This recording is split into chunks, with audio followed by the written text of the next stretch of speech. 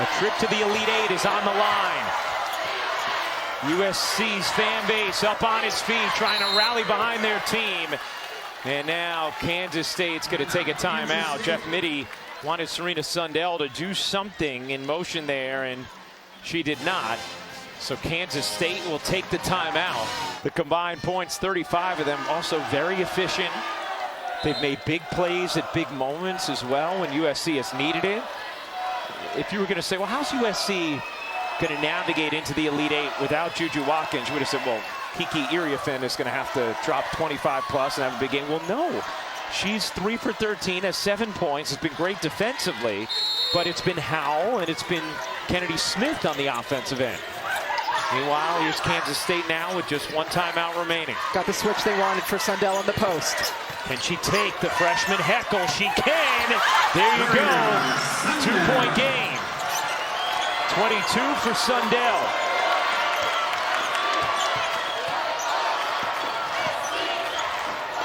One minute remaining in the fourth. Sundell went for the steal. Here's Smith. Smith driving and has it taken away. Sundell has it with Kansas State down 2. Dangerous pass. Poindexter. No. Iriafen the rebound. Now Kansas State can still play defense here straight up. There's enough of a differential game and shot clock. Kansas State's looking at the bench. Why are you going to foul? Your Jeff Mittie was yelling, don't foul, don't foul. And Poindexter looking towards his coach, towards her coach. You see him the whole time, don't foul. I mean, that's a brutal mistake by Kansas State. And it wasn't just Poindexter, to be fair. Sides was about to foul as well for Kansas State. And while they were looking over at their coach trying to get some guidance, he was giving it to them. And just a critical mistake as Howell hits the free throw to make it a 3-point game. Over 80% on the season. She's got both. It's a 2-possession lead. And a whistle here as Iriafen and Lee hit the deck. And they didn't call the foul on Lee?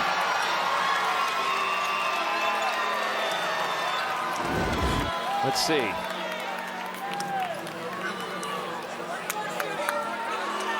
I mean, it looks like 2 players losing their balance. You know, we have our rules expert Violet Palmer with us. We're going to see another look here, and we'll bring in Violet to get her opinion. Violet, to me, that looks like a play on. What are you seeing there? Ryan, that's a tough play to have a play on. It actually looks like 50 from K-State is actually holding. And then they both stumble to the ground. You got to have something on the play. Okay. So you think it's the right call? That is correct. I do. Right. Thank you, Violet. Kiki misses both free throws. Kansas State will use its final timeout. Now out of timeout, but with the basketball down 4. Go quick. You don't necessarily need a 3 here, but you certainly need to go quickly. And it is important that they are out of timeouts because they don't have the option to advance anymore. But we saw the last possession, Jeff Mittie drawing up a really nice play to get a quick hitter for Serena Sundell inside. Glenn will inbound. Gets it into Sundell, trying to go quickly. She misses the layup. Iriafen the rebound. And she is fouled by Sundell. More free throws coming for Iriafen, who is just 1 for 4 from the line in this game. That is not the norm. She's an 82% free throw shooter.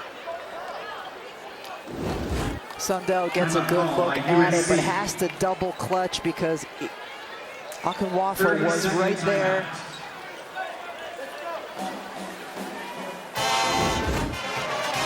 Now USC will take a timeout. 4-point lead for USC with 27 seconds remaining in the fourth. All of the members of USC wore that Juju Watkins Nike shirt coming to the game tonight in Spokane. USC trying to go to back-to-back Elite Eights for the first time since the mid-'80s as Sundell knocks it out. She wants them to take a look at it. They can. since it's under 2 minutes, but will they? They will.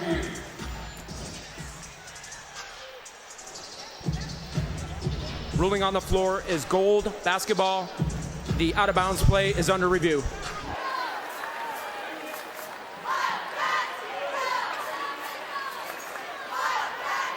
That looks like a towel, but the question to me is right there. Is it the fingertip of Sundell? Like does the ball change its rotation? I don't think so, because on the reverse angle, I think there was space between her hand and the ball.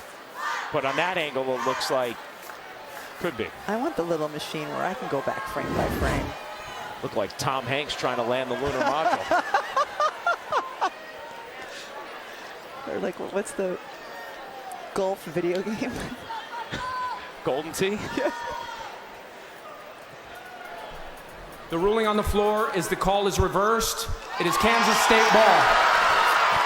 Well, there you go. They saw the clear evidence needed to overturn it. This is the angle where you could see there's space between Sundell's hand and the basketball. Yes. So it did last hit the right hand of Howe. And Jeff Mittie, without a timeout, had that time to set up what he wants his team to run in this situation now.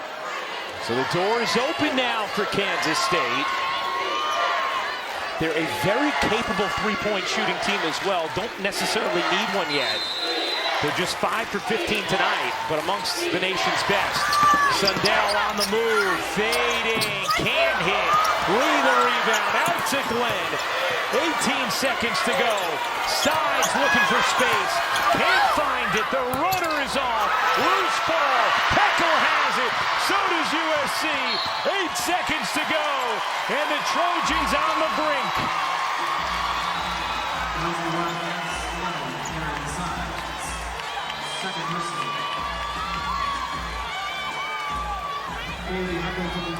Kansas State is out of timeouts.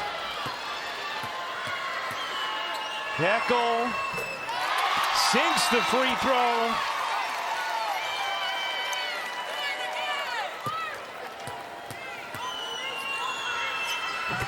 Hits the next.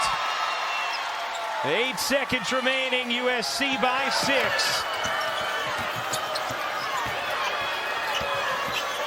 Glenn Hoyce, and that will do it. USC is still alive.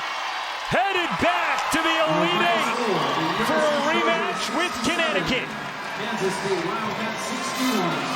What a performance for the young players for USC to lead the way, and not only on the offensive end, Ryan, but on the defensive as well. Kennedy Smith coming up huge in all of the big moments. Howell hitting big shots as well, and then Heckel draining those free throws at the end. A gritty, spirited performance by USC.